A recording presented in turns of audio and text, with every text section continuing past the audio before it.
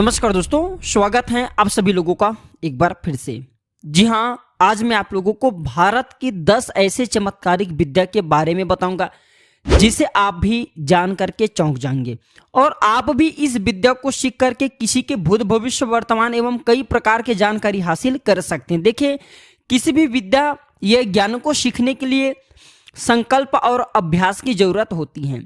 संकल्प शून्य मनुष्य मृत व्यक्ति के समान होता है। दुनिया रहस्य और रोमांच से भरी हुई है। यहाँ कई बातें सत्य हैं तो कई बातों के संबंध में कोई तथ्य नहीं मिलता। वीडियो ध्यान से सुनना है, आपको ध्यान से देखना है। लोग अक्सर ऐसी रहस्य और रोमांच की बातें के पीछे भागते रहते हैं जिनके सत्य होने में संदेह करते हैं, जैसे कि जो काला जादू होते हैं, कुछ चमत्कारिक विद्या होती इस पर। तो इस बार हम आप लोगों को 10 ऐसे रहस्यमय और चमत्कारिक विद्या के बारे में बताएंगे दोस्तों, जिसे जान करके आप भी रोमांचित हो उठेंगे और शायद आप भी ऐसी विद्या सीखना चाहेंगे। तो वीडियो को ध्यान से आपको सुनना है। मैं 10 विद्या के बारे में बताऊंगा और इस 10 विद्या को आपको किस प्रकार से हासिल करना है, कैसे हासिल करना है, ये भी मैं आप लोगों को सरल तरीका बताऊंगा।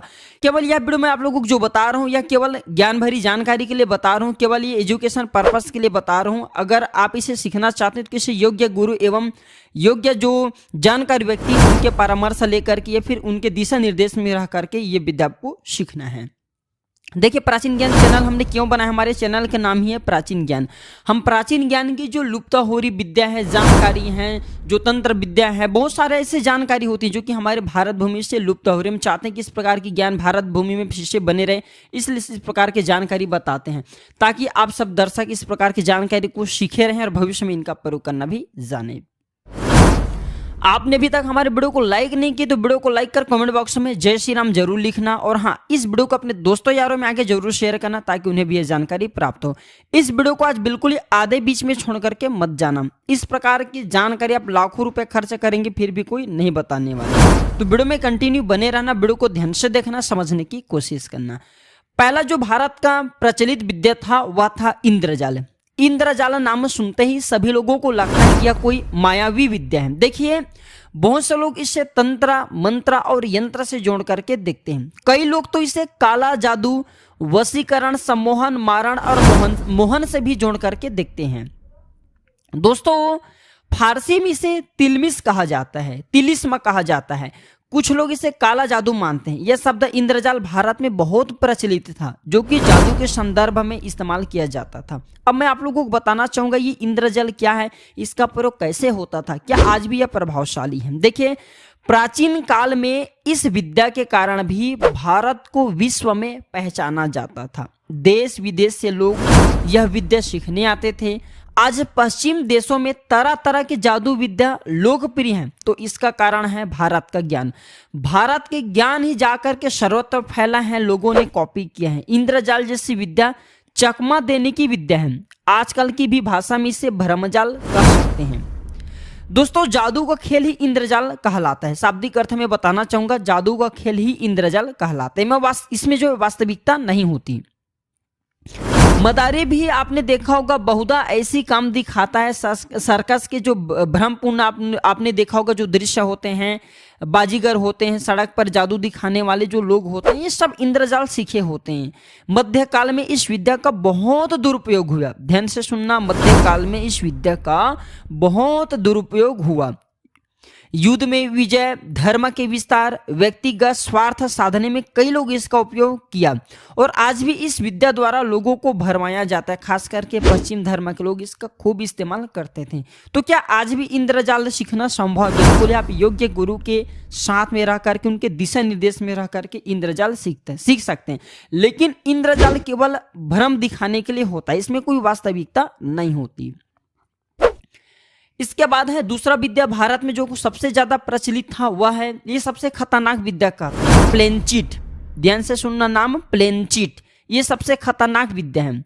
अब ये खतरनाक विद्या क्यों, ये भी थोड़ा सा जान ले। तो इसे किसी जानकार के सानिध्य में करना चाहिए। क्यों करना चाहिए? क्योंकि जो प्लेनचिट विद्या है, ये प्राचीन सभ्यता काल से आत्मा को बुला करके उनके माध्यम से अपने जीवन के समस्याओं के हल का प्रचलन रहा है। ठीक है, जो मृत आत्मा है उनकी आत्मा, जो मृत व्यक्ति उनकी आत्मा को बुलाया जाता है, ठीक इसमें।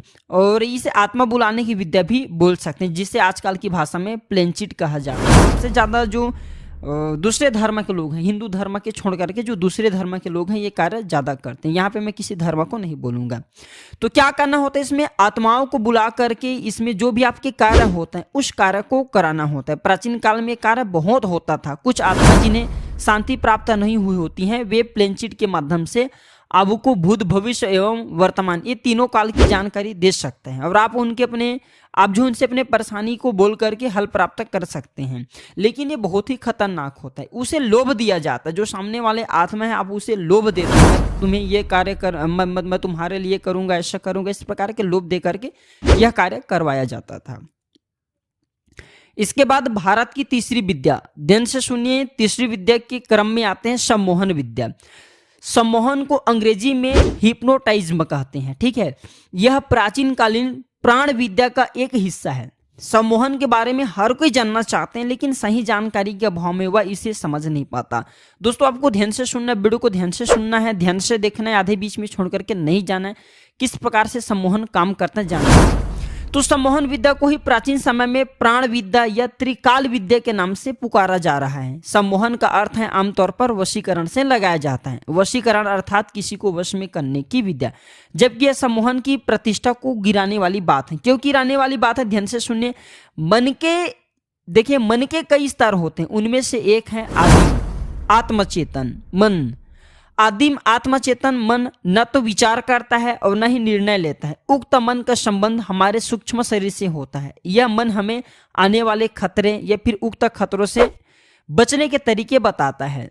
यह मन लगातार हमारी रक्षा करता रहता है। हमें होने वाली बीमारी यह मन 6 माह पूर्व ही सूचना दे देता है। आप में से बहुत सारे ऐसे लोग हैं जिन्हें जरूर पता होगा कि 6 महीने पहले अगर उन्हें कुछ बीमारी होने वाला है तो उनके बारे में जरूर पता हो जाता है, क्योंकि पहले ही एक्टिव होता है। यदि हम बीमार हैं तो यह हमें स्वस्थ रखने का प्रयास भी करता है। बौद्धिकता और अहंकार के चलते हम उक्त मन की सुनी अनसुनी कर देते हैं। जो ये हमें मन में बताते हैं हम सुनी अनसुनी कर देते हैं। उक्त मन को साधना ही सम्मोहन है। ध्यान से सुनिएगा, हम सरल शाब्दिक अर्थ में बता रहे हैं। यह मन आपकी हर तरह की मदद करने के लिए तैयार है, बशर्ते आप इसके प्रति समर्पित हो। यह किसी के भी अतीत और भविष्य को जानने की क्षमता रखते हैं। जो ऋषि महात्मा लोग होते हैं, देखना आप क्षण भर में बता देते हैं। तो आपके साथ घटना वाली जो घटनाएं हैं इसके प्रति आपको सजग कर देता है, जिसके कारण आप उक्त घटना को टालने के उपाय खोज सकते हैं। अब स्वयं की नहीं बल्कि दूसरे की बीमारी को दूर करने में सक्षम हो जाते हैं। सम्मोहन द्वारा ही मन के एकाग्रता, वाणी का प्रभाव व दृष्टि मात्र से उपासक अपने संकल्प को पूर्ण कर सकता है। इसकी विचारों का इस प्रेषण दूसरे के मनोभावों को ज्ञात करना है। इसके माध्यम से मैं बता रहा हूँ क्या क्या कर सकते हैं। अदृश्य वस्तु या फिर आत्मा को देखना, दूरस्थ दृश्यों को जान सकना, ये मन के कल्पना से आप कर सकते हैं। सम्मोहन विद्या से कर सकते हैं। सम्मोहन विद्या में कई प्रकार के जैसे विद्या आती हैं, जैसे कि आप किसी की बीमारी को ठीक कर सकते हैं, दृश्य वस्तु को देख सकते हैं, किसी के भूत भविष्य वर्तमान ज्ञात कर सकते हैं, दूरस्थ व्यक्ति को देख सकते हैं। सम्मोहन के अंतर्गत आते हैं। इसके बाद भारत की जो चौथी विद्या सबसे ज्यादा प्रचलित है वह है शरीर से बाहर निकलना। देखिए, शरीर से बाहर निकल करके बाहर घूम करके फिर आना, पुनः शरीर में आ जाना, यह सचमुच रोमांचकारी अनुभव हो सकते हैं, लेकिन इसमें जान जाने के भी खतरे बने रहते हैं। यदि इस विद्या की पूर्ण जानकारी ना हो तो जान जाने का खतरे रहते हैं। भारत में बहुत से साधु संतों के किस्से पढ़ने को देखने को मिलते हैं, जो कि अपने शरीर से बाहर निकल करके पल भर में कहीं भी उपस्थित होकर के लोगों को चमत्कार कर देते थे। हालांकि वे ऐसे किसी विशेष कार्य के लिए करते थे। ध्यान से सुनना, माना जाता है कि इस विद्या को सीखने के लिए, ध्यान से सुनना है आपको, देखिए दोस्तों, आप भी इस प्रकार के कार्य को कर सकते हैं। तो माना जाता है कि इस विद्या को सीखने के लिए यम, नियम, प्राणायाम और ध्यान, इसका पालन करने के बाद ही योग निद्रा काल में शरीर से आप बाहर निकल सकते हैं। जब ध्यान की अवस्था गहरे होने लगते हैं तब योग निद्रा काल में शरीर से बाहर निकला जा सकता है। इस दौरान यह एहसास होता रहेगा कि आपके स्थूल शरीर सो रहे हैं। यह प्रारंभ में थोड़ा सा अर्ध स्वप्न जैसा लगता है। बाहर निकलने से पहले एक सुरक्षित स्थान पर आपको क्या करना है, अगर आप इस प्रकार की विद्या को सीखना चाहते हैं तो बाहर निकलने से पहले एक सुरक्षित स्थान पर आपको सोना होता है, जहां शरीर की सुरक्षा हो सके, जहां शरीर को कोई छुए नहीं। आप चौकी भी बांध सकते हैं। इसके अलावा सोने की स्थिति में अब जो सो रहे हैं उसका भी एक निर्धारित स्थिति होना चाहिए। जब व्यक्ति अपने शरीर से बाहर निकलना होता है तो वह सूक्ष्म शरीर से विचरण करता है। माना जाता है कि ऐसे में उसका सूक्ष्म शरीर स्थूल शरीर की नाभि से जुड़ा रहता है। वेद के अनुसार स्थूल शरीर की सत्ता को अन्नमय कोश कहते हैं। फिर से सुन लीजिए, स्थूल शरीर की सत्ता को अन्नमय कोश कहते हैं, सूक्ष्म शरीर की सत्ता को प्राणमय और मनोमय कोश कहते हैं। भगवान श्री कृष्ण ने गीता में भी यह उपदेश दिया था। अगर आप ज्यादा जानकारी लेना चाहते हैं तो गूगल में सर्च करके देख सकते हैं, आप इस प्रकार की विद्या को सीख सकते हैं। जब ध्यान और योग से संपन्न चेतना, ध्यान और योग करते हैं तो ये दोनों से संपन्न चेतना अपनी चेष्टा, अगर आप अपनी चेतना को बढ़ाते हैं, चेष्टा से स्थूल शरीर से मनोमय कोश में प्रवेश कर सकते हैं। जितना ज्यादा आप गहरा साधना करेंगे, जितना ज्यादा आप योग करेंगे, अपने मन को काबू में रखेंगे, उतना ज्यादा इस प्रकार के आप जो कार्यों को करने में सक्षम होते जाते हैं। आप स्वयं देखना अपने स्थूल शरीर में धीरे धीरे जाना शुरू कर देंगे। और अगर पूर्ण रूप से सूक्ष्म शरीर से जुड़ जाते हैं तो इस संसार में कहीं भी वायु मार्ग से विचरण कर सकते हैं। लेकिन आपको इसके लिए क्या करना होता है? ध्यान करना होता है, योग करना होता है। एक निश्चित निर्धारित समय में आपको सब कार्य को करना होता है, खान स्नान ध्यान करना है, ध्यान करने की अवधि को बढ़ाना होता है। जितना ज्यादा ध्यान करेंगे उतने ज्यादा इस प्रकार की आपको शक्ति प्राप्त होता है। और आप भी अपने शरीर से, क्योंकि आपने देखा होगा जो साधु संत महात्मा लोग होते हैं ये अक्सर ध्यान करते हैं। क्यों ध्यान करते हैं? क्योंकि अपने मन को एकाग्र करते हैं। और आप भी अपने मन को एकाग्र करना सीख जाते हैं, ध्यान में लगना शुरू कर देते हैं, तो बिल्कुल ही आप अपने शरीर से कहीं भी बाहर जा सकते हैं, आ सकते हैं और कहीं भी हो रही घटना को बिल्कुल ही साधारण सी बात में कहना चाहूंगा, बंद आंख करके देख सकते हैं। इसके बाद भारत की जो पांचवी विद्या सबसे ज्यादा जो कि फेमस थी, या फिर यूं कहूं तो सबसे ज्यादा जो प्रचलन में थी वह थी चौकी बांधना। आज भी चौकी बांधते हैं। तो किस प्रकार से बांधते, प्राचीन समय में कैसा बांधा था, आइए जानते हैं। तो अक्सर ये काम बंजारे, गडरिये या फिर आदिवासी लोग करते थे।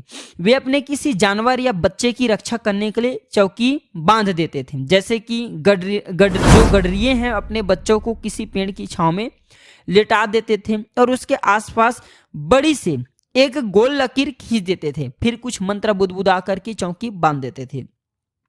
उनके इस प्रयोग से उक्त गोले में कोई भी बिच्छू, जानवर या कोई बुरी नियत वाला व्यक्ति नहीं आ सकता था। और देखिए यही प्रयोग लक्ष्मण ने सीता माता की सुरक्षा के लिए किया था, जिसे आज लक्ष्मण रेखा कहा जाता है। दरअसल चौकी बांधने का प्रयोग कई राजा महाराजा अपने खजाने की रक्षा के लिए भी करते आ रहे हैं और करते थे। आज भी उनका खजाना इसी कारण से सुरक्षित भी है। रावण ने तो अपने संपूर्ण महल को चौकी बांध करके रखा था। चौकी बांधने के कई तरीके होते हैं। चौकी किसी देवी या देवता की बांधी जाती है, फिर नाग या फिर महाराज की चौकी होती थी। चौकी भैरव और 10 महाविद्याओं में भी बांधी जाती हैं। कुछ लोग भूत प्रेत की चौकी बांधते हैं तो कुछ नगर की देवता के करते हैं और कहते हैं कि कई गड़े खजाने की चौकी बंधी हुई हैं। आपने वीडियो में जरूर देखे होंगे कई यूट्यूब चैनल में कि गड़े खजाने की आज भी चौकी बांधी हुई है, जिससे व्यक्ति प्राप्त नहीं कर पा रहे, नहीं कि खनन कर पा रहे। जो जमीन में गड़ा हुआ धान होता है इसमें भी चौकी बांधा जाता है। तो दोस्तों माना जाता है कि बंजारा हैं, आदिवासी हैं, पिंडारी समाज अपने धन को जमीन में गाड़ने के बाद उस जमीन के आसपास तंत्र मंत्र द्वारा नाग की चौकी या भूत की चौकी बिठा देते थे, जिससे कि कोई भी उक्त धन को खोद करके प्राप्त नहीं कर पाता था। जिस किसी को उनके खजाने के पता चल जाता था वह उसे चोरी करने का प्रयास करता तो उसका सामना नाग या बुध से होता, भूत प्रेत से होता, तो सामने वाले डर करके भाग जाता था। तो इस प्रकार की विद्या भारत में आज भी है। इसके बाद इसके अगले क्रम में अर्थात 6वीं विद्या है प्राण विद्या। ध्यान से सुनना है। प्राण विद्या के अंतर्गत स्पर्शा, चिकित्सा, त्रिकालदर्शी, सम्मोहन, टेलीपैथी, सूक्ष्म शरीर से बाहर निकलना, पूर्व जन्म का ज्ञान होना, दूरश्रवण, ये फिर दृश्य को देखना आदि जितने भी विद्या कहे गए हैं प्राण विद्या के अंतर्गत आते हैं। इसके अलावा प्राण विद्या के हम आज कई चमत्कार देखते हैं, जैसे कि किसी ने अपने शरीर पर ट्रक चला लिया, किसी ने अपने भुजा के बल पर प्लेन को उड़ने से रोक दिया, कोई जल के अंदर बगैर सांस लिए घंटों बंद रहा। इस प्रकार से जो खुद को 1 सप्ताह तक भूमि में दबा करके रखा, ये सब जो विद्या कहे गए हैं ये प्राण विद्या के ही बदौलत कर सकते हैं। इस प्रकार की विद्या के बल पर किसी को 7 ताले में भी बंद करके रख सकते हैं, लेकिन वह कुछ सेकंड में ही उनके जो उनसे मुक्त होकर के बाहर निकल सकते हैं। तो कोई किसी का भूत भविष्य जो है आदि बताने में सक्षम होता है, तो कोई किसी की नज़र बांध करके जेब से नोट गायब कर देता है। इसे जो है प्राण विद्या के ही दम पर कर सकते हैं। जितने भी कार्य बताए हुए सब प्राण विद्या के दम पर कर सकते हैं दोस्तों। इसके अलावा ऐसे हरत अंगेज कारनामे जो सामान्य व्यक्ति नहीं कर सकता, उसे करके लोगों को मनोरंजन करना, ये सभी भारतीय प्राचीन विद्या को साधने से ही संभव हो पाता है, प्राण विद्या को साधने से ही संभव हो पाता है। आपने देखा होगा आज भी वस्तु और ज्योतिष का ज्ञान रखने वाले ऐसे लोग मौजूद हैं जो आपको हैरत में डाल सकते हैं, आपके भूत भविष्य वर्तमान बता सकते हैं, कुछ भी कार्य को कर सकते हैं। ये सब कार्य प्राण विद्या के अंतर्गत आते हैं। मुझे जितना जानकारी है मैं वो जानकारी बता रहा हूँ। अगर आपको और भी लगता है प्राण विद्या को सीखना चाहते हैं तो गूगल में सर्च करके इसके बारे में देख सकते हैं।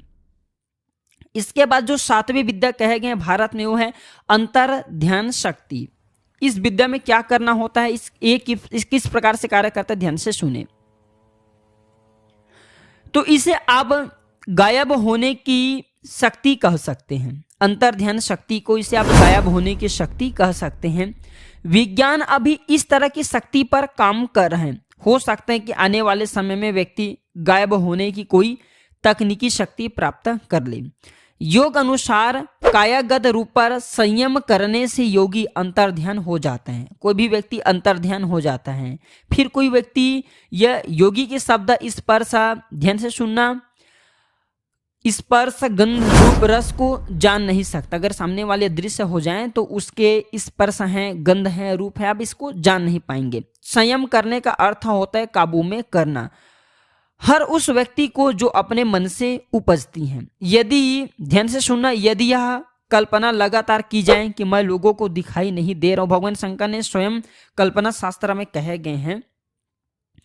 और यहाँ पे मैं बताना चाहूंगा अगर कोई व्यक्ति ये कल्पना करे, लगातार ये कल्पना करे कि मैं लोगों को दिखाई नहीं दे रहा हूं, तो यह संभव होने लगता है। कल्पना भी मनुष्य को सकाम कर देता है। मेरा शरीर पारदर्शी कांच के समान बन गए हैं या उसे सूक्ष्म शरीर ने ढक लिया, यह धारणा की शक्ति अगर आप जो बढ़ाते जाए, भगवान शंकर कहते हैं कल्पना से कुछ भी हासिल किया जा सकता है। कल्पना की शक्ति को आपको पहचानना चाहिए। तो अगर आप कल्पना करते हैं कि मैं गायब हो रहा हूँ, मेरे जो शरीर जो है किसी को दिखाई नहीं दे रही, इस प्रकार से अगर आप अपनी कल्पना को धीरे धीरे बढ़ाते हैं तो यकीनन माने आप थोड़े से टाइम आपको लगेंगे, आप भी अदृश्य होना सीख जाएंगे। बहुत से संत महात्मा लोग, हाँ, लेकिन आपको योग क्रिया जरूर करना है।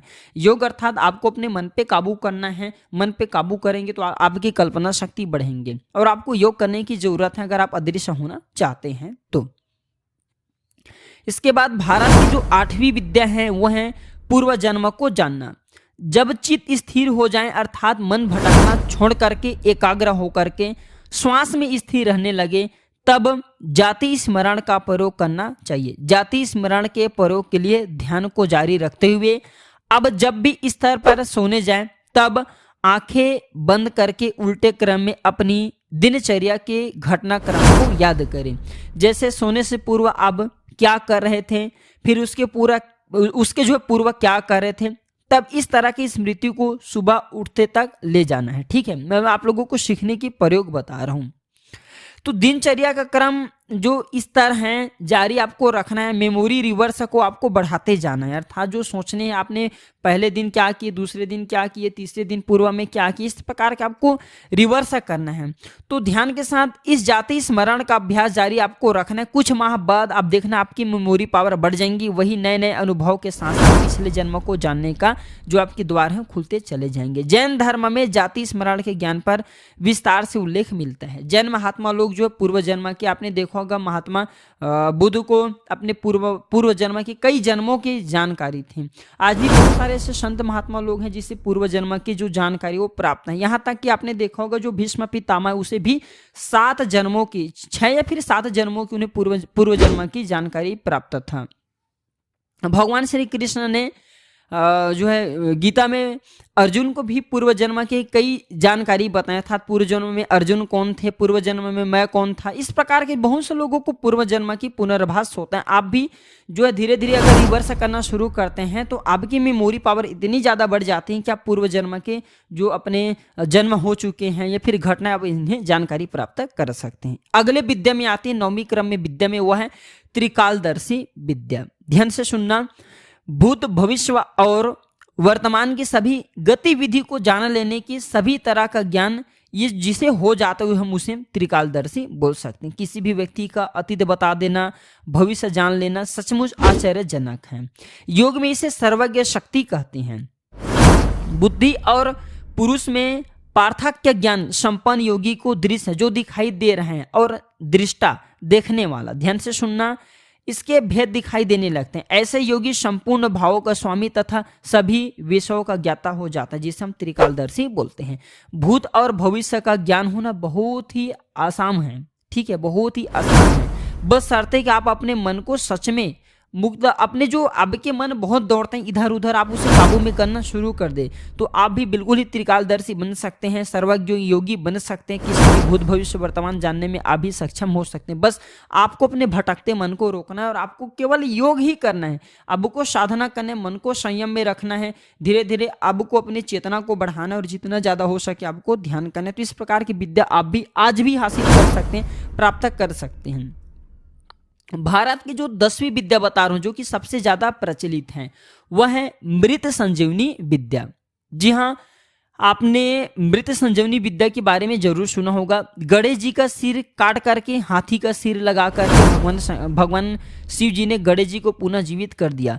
भगवान शंकर ने ही दक्ष प्रजापति का सिर काट करके वध किया और बकरे का सिर उनके सर पर लगा दिया, अर्थात उन्हें फिर पुनः जीवित कर दिया। तो इस विद्या द्वारा मृत शरीर को भी जीवित कर सकते हैं। यह विद्या असुरों के गुरु शुक्राचार्य को याद था। शुक्राचार्य इस विद्या के माध्यम से युद्ध में जितने भी आहत सैनिक थे, जितने भी जो राक्षस पंथ के लोग थे मारे जाते थे युद्ध में, पुनः उसे स्वस्थ कर देते थे।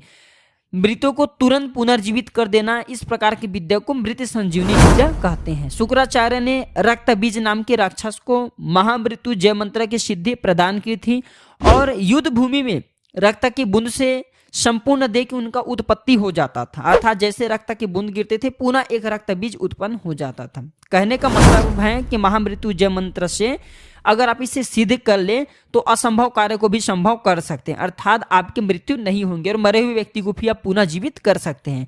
महर्षि विशिष्ट हैं, मार्कंडे हैं, गुरु द्रोणाचार्य हैं, महामृत्यु जय मंत्र के ये लोग साधक थे, प्रयोग करते थे। संजीवनी नामक का एक जड़ी बूटी भी है जिसका प्रयोग से मृतक फिर से जीवित हो उठते हैं। जैसे कि संजीवनी बूटी का प्रयोग रामायण काल में भगवान लक्ष्मण जी के लिए हनुमान जी ने संजीवनी बूटी लाया था और मरे हुए जो लक्ष्मण जी हैं, मृत लक्ष्मण जी थे, उन्हें पुनः जीवित किया गया। आज भी देखना महामृत्युंजय मंत्र को ही संजीवनी मंत्र कहा जाता है। संजीवनी मंत्र से व्यक्ति कुछ भी कर सकते हैं, अर्थात मृत व्यक्ति को जीवित भी कर सकते हैं। बस इसके लिए आपको साधना की जरूरत पड़ती है, संयम नियम एवं योग्य गुरु की जरूरत पड़ेगी। तो ये थे भारत की 10 ऐसे प्रचलित विद्या जो कि आज भी लोगों में काफी लोकप्रिय हैं। लोग इसे करने के लिए, पाने के लिए तरसते हैं। लेकिन बताना चाहूंगा इस प्रकार की विद्या से, इस प्रकार की जो विद्या आज भी आप इस प्रकार की विद्या को सीख सकते हैं योग्य गुरु के परामर्श में, या फिर योग्य गुरु आपको मिल जाए तो इस प्रकार की विद्या बहुत आसानी से आप सीख सकते हैं। और भारत भूमि में आज भी इस प्रकार की विद्या प्रचलित है और लोग आज भी इस विद्या के कहा जाए तो राजा हैं, इस विद्या के सम्राट हैं, इस विद्या के कहा जाए तो एक प्रकार के गुरु हैं। लेकिन योग्य व्यक्ति को या फिर योग्य गुरु मिल जाए तब इस प्रकार के विद्या को बहुत ही आसानी से आप सीख सकते हैं। तो यह जानकारी कैसा लगे हमें कमेंट सेक्शन में जरूर बताना। मैं चाहता हूं कि प्राचीन ज्ञान मेरे चैनल का नाम है, मैं प्राचीन ज्ञान संबंधी इस प्रकार की अच्छे से जानकारी बताऊं ताकि इस प्रकार की जानकारी को आपको देखने में थोड़ा सा मनोरंजन सा भी लगे और प्राचीन ज्ञान की जो गुप्त जानकारी हो भारत भूमि से समाप्त न हो।